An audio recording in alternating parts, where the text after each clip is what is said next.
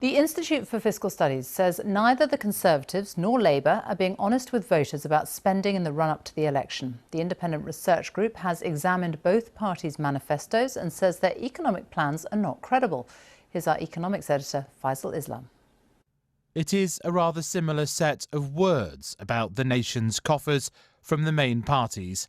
I think our manifesto is bold, it's ambitious, it's prepared for, it's thought out, and there's a grey book that fully costs it. And so says the Prime Minister too. It's a fully costed manifesto, and we can now make the very substantial commitments that we're making. All the parties campaigning, stressing their good housekeeping. But particularly for the main two parties, the message of the IFS's critical audit of election manifestos is a plague on both your houses. The party's plans for health spending are all in the same ballpark, with the Conservatives on 3% growth a year and Labour 4%. But when you strip healthcare out, you get an interesting picture. Look at the party's spending commitments over the next few years. You see the end of the spending squeeze. Every party pushing up day-to-day spending for things like schools, councils, roads and public pay. There are big differences in the amount. But if you zoom out and look at this over the last 10 years, they don't all take us back to where we were. Conservative plans leave spending levels still 14% below where they were in 2010. Lib Dems are below the line too. Labour's plans don't just spend more, they undo the austerity decade, leaving spending higher even than 2010. But neither plans are credible, according to the IFS.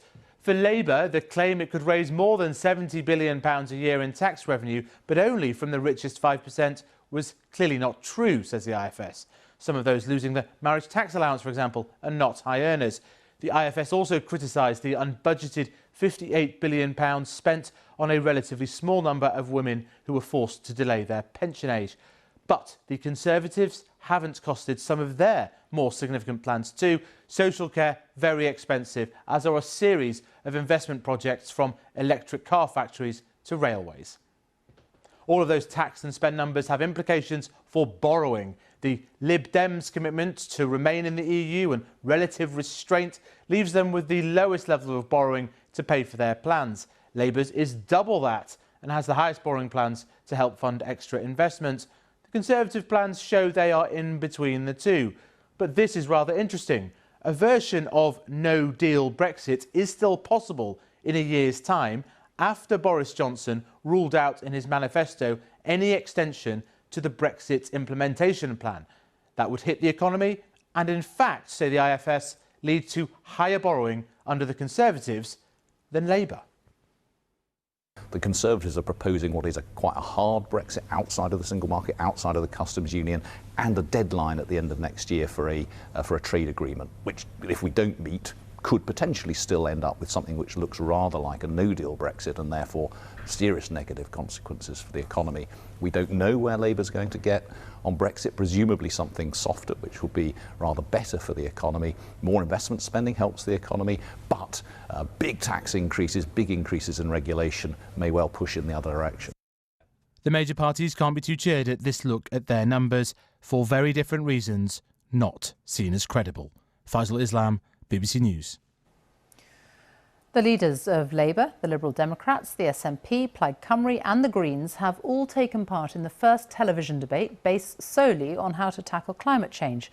The discussion, which was hosted by Channel 4, included renewable energy, public transport and legal targets to reach net zero emissions. We absolutely need to look at every single layer of our society to do this. Our Green New Deal looks at our homes, our industry, our energy, and very importantly, our agriculture, our food, and how we deal with our land.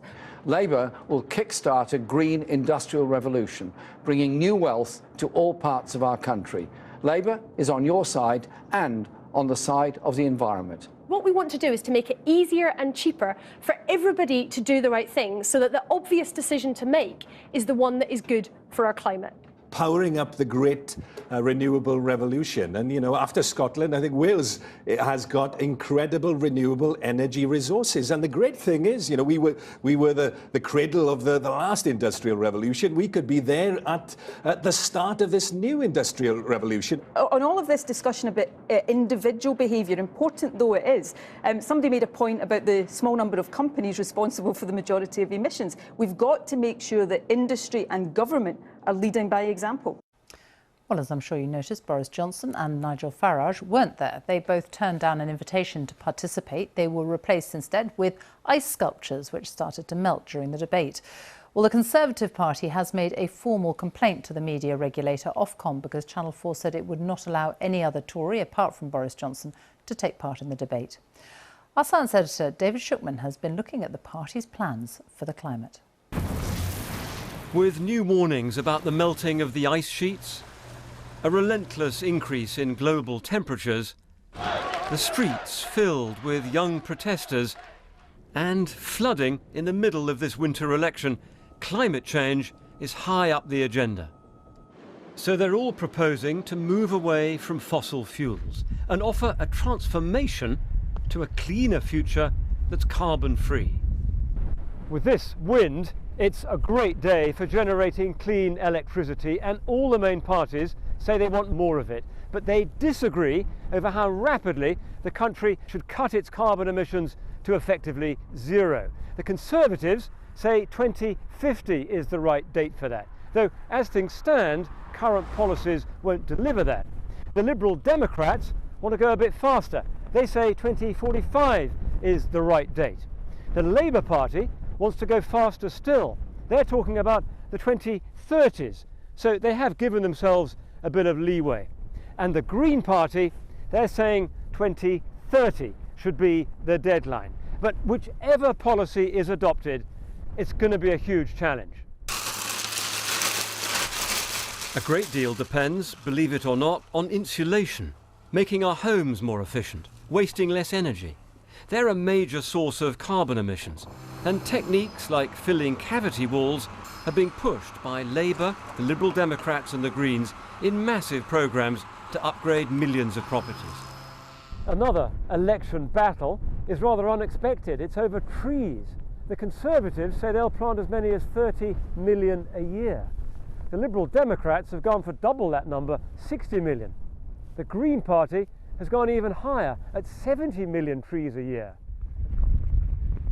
And the Labour Party has just come up with the biggest number of all, 100 million trees a year over the next 2 decades. It's the first time we've had a general election where climate change, or any environmental question, has featured so prominently. But ultimately what counts, whoever wins, is what they actually deliver. David Shukman, BBC News. And to find out more about the party's policies on climate change, you can visit bbc.co.uk/election. Boris Johnson still hasn't confirmed if he'll be interviewed by the BBC's Andrew Neil before the election. Mr Neil's interviews with party leaders have already included Jeremy Corbyn and Nicola Sturgeon, and dates have been agreed for Jo Swinson and Nigel Farage. But asked about it several times this evening, Mr Johnson said it was for others to decide. You know, Prime Minister, this is a big interview. All the other leaders have agreed to do it. Will you join them in being interviewed by Andrew Neil on the BBC before Election Day? Well, I don't want to preempt any discussions that may be taking place, but I've no doubt that conversations are going on about all sorts of interviews with all sorts of people, and I look forward very much to their result. Is that a yes or a no? There is. Other people are getting involved in these conversations. It's not my job to do. They will be deciding and discussing. Boris Johnson talking to Ben Wright earlier. The latest figures from the Office for National Statistics show that fewer people from the European Union are coming to Britain to work. Since peak levels in early 2016, EU net migration, that's the numbers arriving minus the numbers leaving, has fallen to an estimated 48,000, the lowest level in 16 years.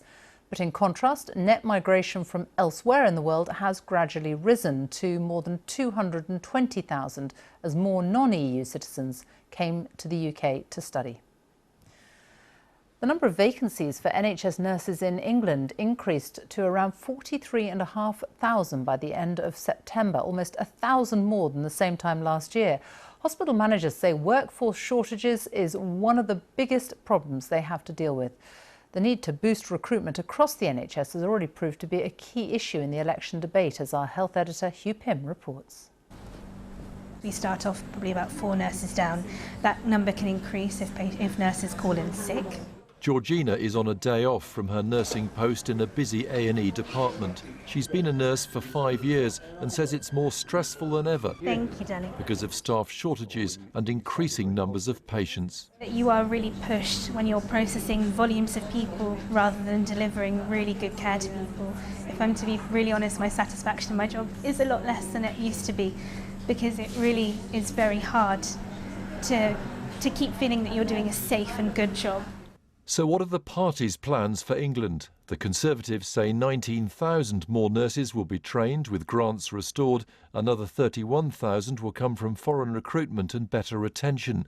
Labour wants 24,000 more nurses trained, with £1 billion a year invested in restoring bursaries, and more on top through better retention and recruitment. The Liberal Democrats want to target extra help for nursing students. Health think tanks say if there are no new policies, the current vacancy total of just over 40,000 will increase to around 70,000 in 4 years' time. The big challenge of healthcare is that we have to run to stand still. So we've got a growing population and, most importantly, got an ageing population with more chronic disease. And what that means is that we need more and more staff. So although actually the number of people employed in the NHS is increasing a bit, it's not increasing at anywhere near the fast enough pace to cope with that rising demand. Staff shortages are obvious on the front line right now. Capping public sector pay in previous years and the scrapping of nurse bursaries in England haven't helped. The Royal College of Nursing says more than half of members feel too busy to provide the level of care they'd like. Georgina says some nurses she works with are close to the limits of what they can tolerate. Some of my colleagues, very sadly, are thinking of leaving nursing. And that is so sad, because I really believe in nursing and I really believe in the role we do. And their satisfaction in their job is so low that they don't want to do that anymore. They don't want to take the risk. Georgina wants to stick with the job she loves. For whoever forms the next government, it'll be critical to find ways to hold on to others like her, as well as training the nurses of the future. Hugh Pym, BBC News.